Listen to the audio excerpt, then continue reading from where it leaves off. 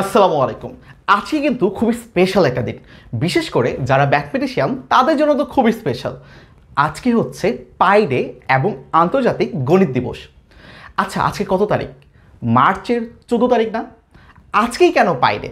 এটা কি কোনো র্যান্ডম ঘটনা? আচ্ছা চিন্তা করো তো, আমরা তো পায়ের ভ্যালুটা অনেক জায়গায় ইউজ করি, রেগুলারই হচ্ছে ম্যাথে আমরা ইউজ করি 3.1416, এবং আমরা কি জানি পাই একটা ইরেশনাল নাম্বার, ইনফাইনাইট নন রিপিটিং ডেসিমেল নাম্বার। পাই একটা অমূলদ সংখ্যা যার কিনা দশমিকের পরে অসীমটা তোমার হচ্ছে সংখ্যা রয়েছে এবং তারা পুনরাবৃত্তি করে না, তার মানে তারা দশমিকের পরে অসীম পর্যন্ত যাবে। এখন পর্যন্ত সুপার কম্পিউটারের মাধ্যমে 100 ট্রিলিয়নটারও বেশি ডিজিট তোমার বের করা হয়েছে। 100 ট্রিলিয়ন, ব্যাপারটা কত বড় বুঝতেছো? 1 ট্রিলিয়ন মানে তোমার হচ্ছে 1 লক্ষ কোটি, অথবা তোমার 10⁻12। এবার বুঝো 100 ট্রিলিয়ন কত বড়। আচ্ছা ঠিক আছে, পাই শুরু হয় আসলে কি দিয়ে? বুঝলাম দশমিকের পরে তোমার 100 ট্রিলিয়ন বের হয়েছে, কিন্তু পাই শুরু হয় কি দিয়ে? 3 দিয়ে না, 3 দিয়ে না? এই যে 3। এবং মার্চ মাস চিন্তা করে দেখো তো, বছরের কত নাম্বার মাস? 3 নাম্বার মাস না?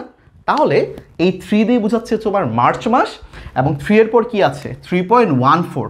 এই 14টাই হচ্ছে তোমার 14 তারিখ। তার মানে বছরের 3 নাম্বার মাসের 14তম দিনে আমি পাই ডে উদযাপন করব। এবং পাই ডে উদযাপন করার জন্য একটা সময়ও রয়েছে, নির্দিষ্ট সময় রয়েছে। ওই নির্দিষ্ট সময়ও তোমার এখান থেকেই আসে। খেয়াল করো, 3.14 এর পর কি আছে? 159, যেটাকে আমরা বলতে পারি একটা 59 মিনিট। এটা রাতও হতে পারে, দুপুরও হতে পারে। সচরাচর দুপুর একটা 59 মিনিটেই পাই ডেকে উদযাপন করা হয়। তার মানে এই যে পিএম। 2015 সালেও তো এটা পাই ডে ছিল, তাই না? এবং 2015 সালে পাই ডেটা কিন্তু আরও বেশি স্পেশাল। ওইটাকে বলা হয় তোমার সুপার পাই ডে। কারণ কি? খেয়াল করো, 3 নাম্বার মাস, 3 নাম্বার মাসের 14 নাম্বার দিন, এবং 2015-র এই 15।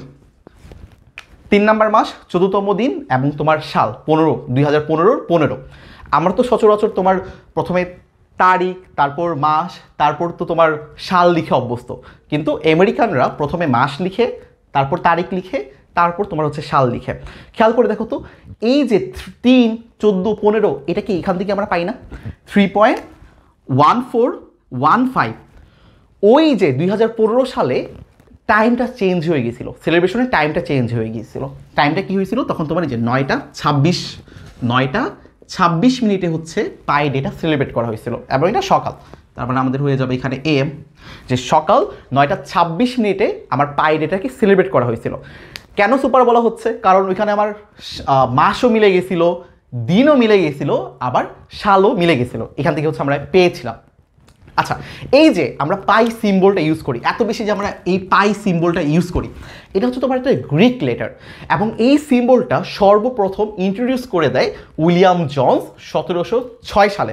উনি একটা বৃত্তের পরিধি এবং ব্যাসের যে অনুপাতটা, এটাকে পাই দ্বারা প্রকাশ করেছিলেন। যে পরিধি আর হচ্ছে ব্যাস, এই অনুপাতের উনি নাম দিয়েছিলেন হচ্ছে পাই। তখন পর্যন্ত পাই সিম্বলটা তত বেশি পপুলার ছিল না, মানুষ পাই এই সিম্বলটা ইউজ করতো না। কিন্তু তারপর গ্রেট ম্যাথমেটিশিয়ান অয়লার 1737 সালে ওনার যে রিসার্চ পেপারটা প্রকাশ হয়েছিল, ওখানে পাই অনেক বেশি করে ইউজ করছিল, ওই সিম্বলটা অনেক বেশি ইউজ করছিল। যেহেতু উনি খুবই ফেমাস একজন ম্যাথমেটিশিয়ান ছিল, তার দেখা দেখি এই পাই সিম্বলটা অনেক বেশি পপুলার হয়েছে, এবং এখন পর্যন্ত হচ্ছে আমরা এই কনস্ট্যান্টটা বুঝাইতে এই সিম্বলটা ইউজ করি, পাই সিম্বল। তোমরা কি এখন বুঝতেছো এই কনস্ট্যান্টটা কত বেশি ইম্পর্টেন্ট হইলে এটার জন্য একটা আলাদা দিনকে ডেডিকেটেড করা হয়েছে? তাহলে মানে কি, পাই নিয়ে আমাদের আরও অনেক বেশি পড়াশোনা করা উচিত না? যে পাই কীভাবে আসতেছে, একটা বৃত্ত থেকে আমি পাই কীভাবে পাই, আর্কিমিডিস কীভাবে পায়ের মান 22/7 এটা বের করেছিলেন, এবং বিভিন্ন ম্যাথমেটিশিয়ানরা দশমিকের পরে ভিন্ন ভিন্ন যে ডিজিট বের করেছিলেন, সেগুলো আসলে কীভাবে তারা বের করেছিলেন, এই ব্যাপারগুলো আমাদের কি একটু লেখাপড়া করা উচিত না? তুমি যদি নেটে একটু সার্চ দাও, নেটে যদি এটা নিয়ে একটু কাজ করো, তাহলে তুমি এগুলো আসলে সব কিছু বের করে ফেলতে পারবা। তোমার যখন অবসর হবা, অবসর সময় পাই নিয়ে একটু পড়াশোনা করো, ইনশাল্লাহ অনেক নতুন কিছু জিনিস শিখতে পারবা। পাই কোথায় কাজে লাগে, পায়ের মানগুলো কীভাবে বের হচ্ছে, পাই আমরা কোথায় কোথায় ইউজ করতে পারতেছি। ঠিক আছে? তো এই কাজটা আশা করি তোমরা সবাই করবা, এবং সর্বশেষ সবাইকে আবার হ্যাপি পাই ডে। আল্লাহ হাফেজ।